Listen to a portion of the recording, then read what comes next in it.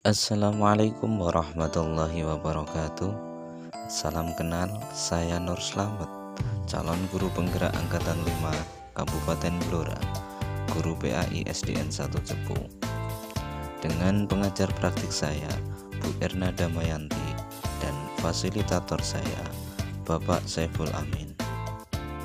Tugas kali ini adalah tugas modul 1.3.A.8, koneksi antar materi. Dalam modul 1.3, calon guru penggerak sudah mempelajari tentang visi guru penggerak yang diharapkan dapat merumuskan visi yang mampu menggerakkan hati dan kolaborasi dalam menumbuh kembangkan profil pelajar Pancasila serta mampu untuk membuat prakarsa perubahan yang positif dan apresiatif.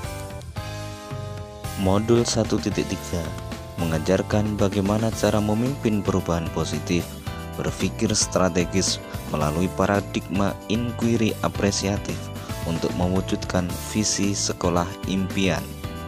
Inquiry apresiatif dikenal sebagai pendekatan manajemen perubahan yang kolaboratif dan berbasis kekuatan.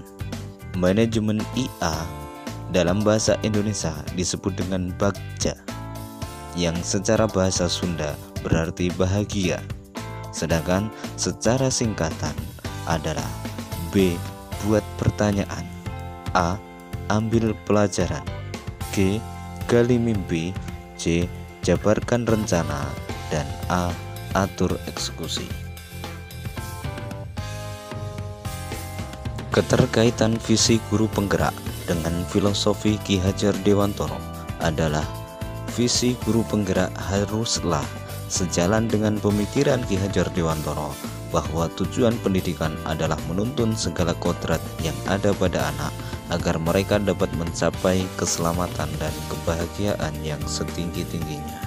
Sedangkan keterkaitan visi guru penggerak dengan nilai dan peran guru penggerak adalah bagaimana visi guru penggerak haruslah mencerminkan nilai dan peran guru penggerak, yaitu berpihak pada murid, mandiri, reflektif, kolaboratif, dan inovatif, serta berperan menjadi pemimpin pembelajaran, menjadi coach bagi guru lain, mendorong kolaborasi, mewujudkan kepemimpinan pada murid, dan menggerakkan komunitas praktisi, sehingga mampu menggerakkan hati dan kolaborasi dalam menumbuh kembangkan profil pelajar Pancasila, yaitu beriman, bertakwa, dan berakhlak mulia, mandiri, bergotong royong, berkebinekaan global, bernalar kritis, dan kreatif.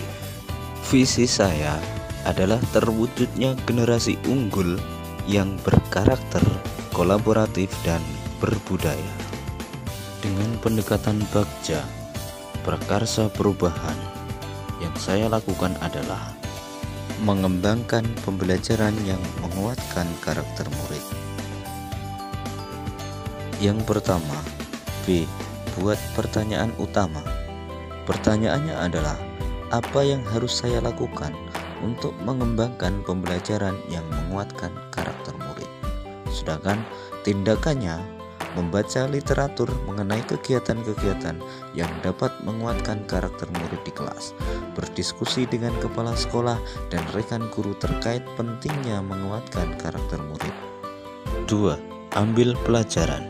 Pertanyaannya adalah, siapakah guru yang sudah mempunyai pengalaman melaksanakan pembelajaran yang dapat menguatkan karakter murid? 2. Aktivitas apa saja menurut murid yang dapat menguatkan karakternya? Situasi pembelajaran seperti apa yang dapat menggambarkan penguatan karakter murid? Keterampilan apa yang sudah saya miliki dan dapat membantu saya untuk mewujudkan pembelajaran yang menguatkan karakter murid? Tindakannya adalah melakukan wawancara atau survei pengalaman atau pendapat kepada murid, rekan guru, kepala sekolah, orang tua murid, dan atau pengawas sekolah.